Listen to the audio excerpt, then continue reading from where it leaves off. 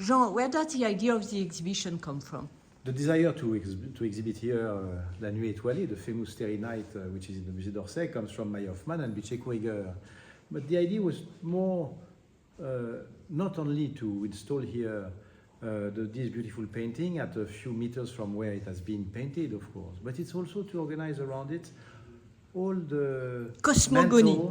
Mental cosmogony, you are right, cosmogony, mental, social idea of what was the visibility of the stars at that moment, what was the influence, what was the universe of the artists before, what was the science. So what did you propose when they said, let's organize something around I said, La Nuit Étoilée?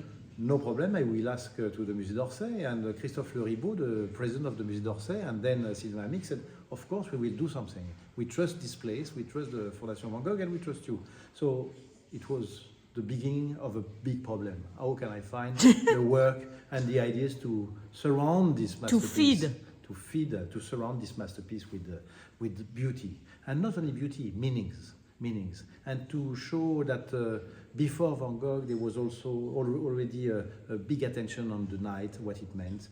That along and around Van Gogh was big attention on astronomy. That this idea of astronomy became extremely popular at that period because of a very famous astronomer, Camille Flammarion, that was in a way the center, the mental center of the popularity of astronomy.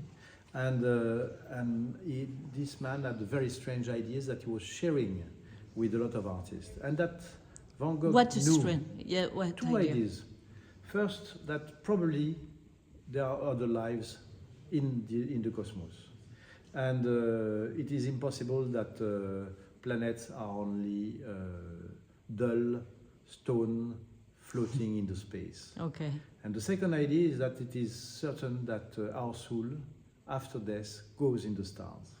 And he tried to prove it scientifically. But it is exactly what Van Gogh says when he says if you want to go to Tarascon, you take the train, but if you want to go to the stars, you take the death. That's why he chose the death? That's why, no, but that's what he wrote to his brother. And I am sure that he had the feeling, like a lot of scientific at that period, that it was true that our lives, the energy of ourselves, goes in the stars after death. But we know that this painting has been done 2 times, no? It has been done more than 2 times. He was preparing this painting 2 years before. He wrote to his sister, I absolutely need to paint a Starry Night. And two years before, then he writes to Émile Bernard, I am going to paint a Starry Night, but it is so difficult. Then he writes to Theo Van Gogh and says, it is not, a Starry Night is not only white dots on a black sky, it's a lot of colors. It is possible that the night is more colorful than the day. And then he painted 5 beautiful Starry Nights before this one.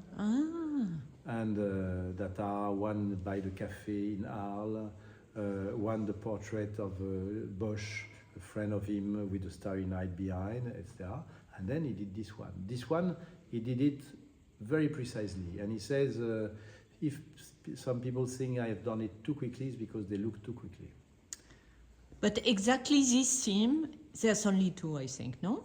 Exactly this theme, there is only one. The other one is done in Saint-Rémy in 1989 and is now at the MoMA. Ah, okay. 1 year after. And so it is just a sketch. The one in the MoMA is not a work that is supposed to be definitive. It's a study. So in his body of work, how important is this work? Because if you visit carefully your exhibition, it looks like this painting is the invention of everything, even of abstraction, in a way. In a way, I think it is the fantastic particularity of this painting is to sum up more than 5 ideas in the same painting. What is a new town? What is the development of urbanism with light, new docks, new steel architecture? That's the first idea that you have very precisely in all the paintings. Second idea is what is love? What are those 2 persons together on the right of the painting? I need this. So third idea is the people that are working, the workers. You can see them, you can guess them with the small boats that are aside the dock. And then you have the main idea is that probably the sky is painted with orthogonal way of painting. It reminds a tapestry. And a few days before, he writes to his brother, I have read recently a fascinating book of Giotto.